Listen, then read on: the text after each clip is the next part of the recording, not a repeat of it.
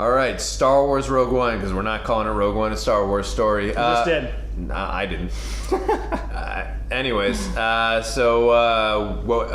This movie for me, it's also, we want to mention, it's directed by Gareth Edwards, the director of Godzilla from 2014. Now, I gotta say, I definitely have expectations going into it. It's a Star Wars film, but I wasn't sure what to expect. Because obviously like I had mentioned in some of the trailer reviews, we're not going to go into spoiler territory. By the way, this is a non-spoiler review.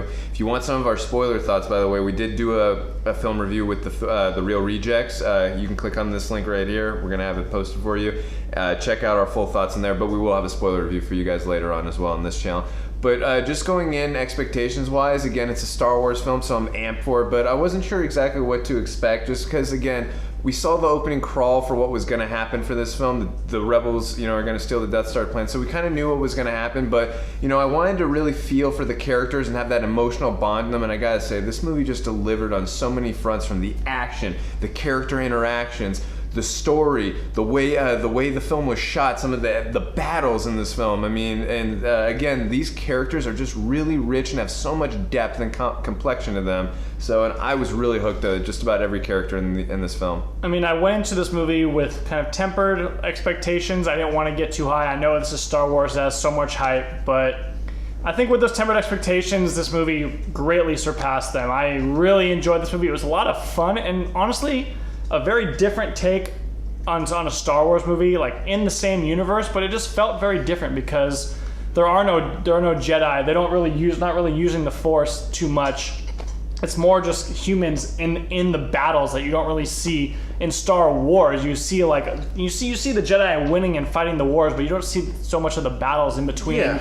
I thought it was really cool seeing that from a different perspective. And in a universe that's so fictional, where there's lightsabers and laser guns and stuff like that, or blasters rather. I mean, there were so many moments in the film where you're like, that feels so. It did. It felt very so real. You know, like just some of the interactions when they're with the rebellion, and some of the decisions you see some of the characters making during battle. You were thinking like, these are real character moments. I mean, this film it does have a good story, but it really is character driven as well. It is. So I will say, like, the movie starts off pretty choppy and quick, and like I had a little bit of hard time and it wasn't hard to follow, but I just had to think about it, like, oh yeah, these people. It's a lot of information to process in the first 30 minutes, like whoa, there's a lot going on. It's kind of a movie of 3 acts. Like, the first act is so all over the place, the second act like makes you actually sort of care about the characters more, and then the third act is just, for me, not spoiling anything, but just unbelievable. I thought maybe one of my just favorite acts in any Star Wars movie.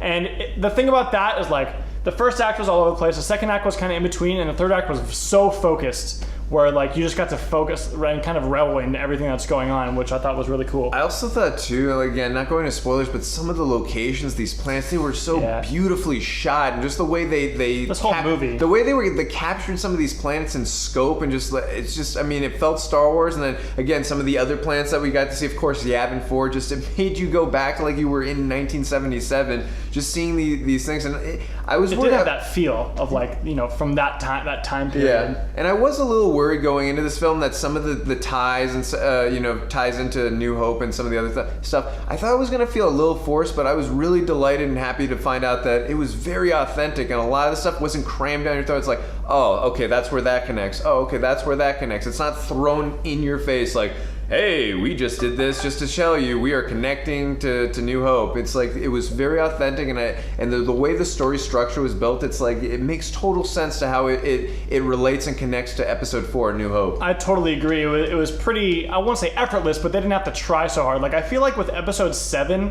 they were just trying so hard to be like, okay, this is Star Wars, like, love it because it's Star Wars. We're going to be throwing all these Star Wars things at you, where this movie was like, it basically, didn't have to do all that. It was very organic in the way that they referenced everything.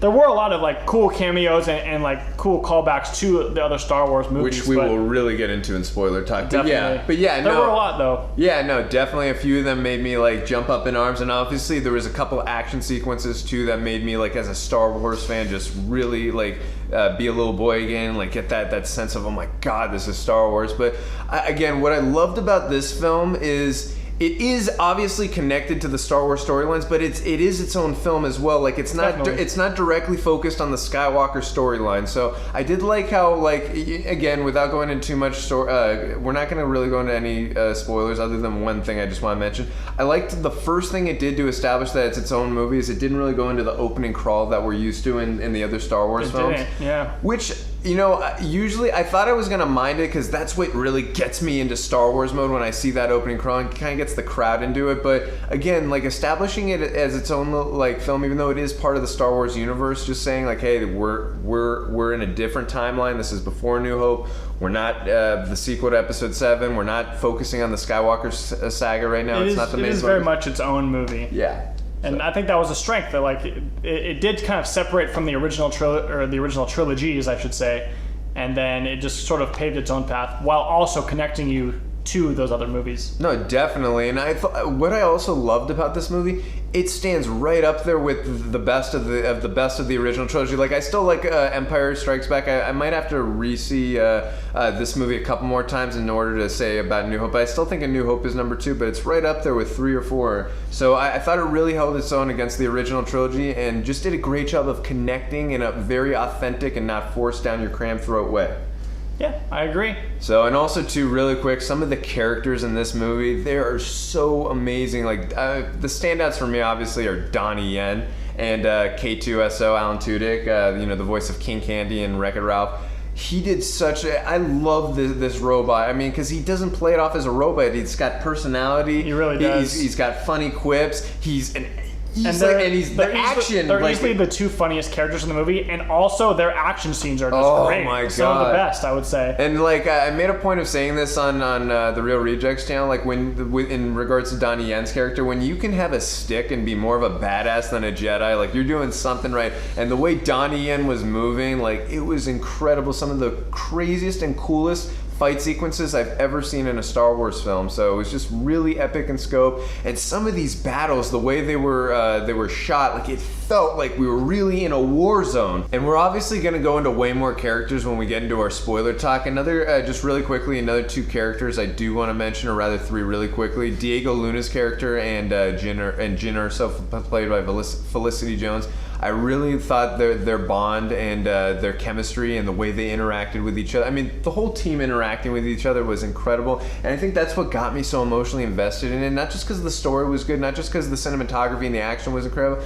These characters, the way they work together, the way they team up, like you really buy it. Like the camaraderie and like how they have to all of a sudden do this crazy suicidal kamikaze kind of type of mission. So again, the emotional stakes in this film, the sense of really feeling danger for certain Star Wars characters. Because I'm not gonna lie, when you watch some of these other Star Wars movies, as amazing as they can be, knowing that there's more episodes, you don't always feel that sense of danger for some of these characters. Like, okay, well, there's definitely another episode or 2. They're probably going to survive and get through this. But like, you really, the way this film was set from the tone, you really got that sense of danger and felt for these characters like that any one of them could die at any second. The thing I was worried about is how emotionally invested are we going to be with these characters? And I was delighted to find out they were I can't even really think of a weak performance from the main team that we got that went on the Rogue One, that went on the mission to go after the Death Star plan. So I really enjoyed all of them. They all brought something unique and special to the team, and again, the camaraderie and the way they interact with each other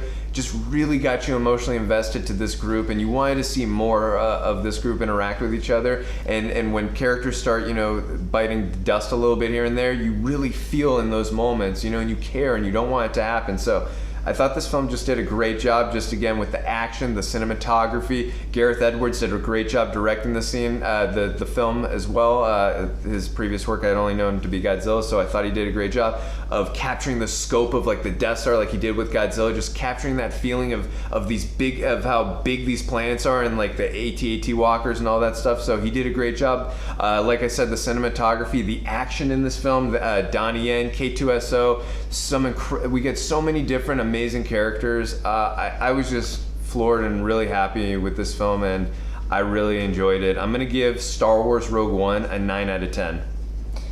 Yeah, I think I'm going to have to echo the same thing with a 9. I went in with low expectations, and they were met and exceeded. There's so much payoff from the characters. They all get their due, and they all get their moment. but also the story and just and the battle scenes and a specific character in general really gets some amazing. We won't spoil anything, but we'll talk about it in our spoiler review. I'm gonna give it a 9. I love this movie. It was a lot of fun. Did everything right, pretty much. Like, I don't really have too many gripes with it at all. So I'll spoil it for you guys. He's talking about Poe Dameron. Okay, yep, guys. Yep. So. Just kidding. Anyways, that's going to do it for this video. Let us know what you thought about this movie in the comments section, and if you like these videos, you can hit the subscribe button. See you guys next time.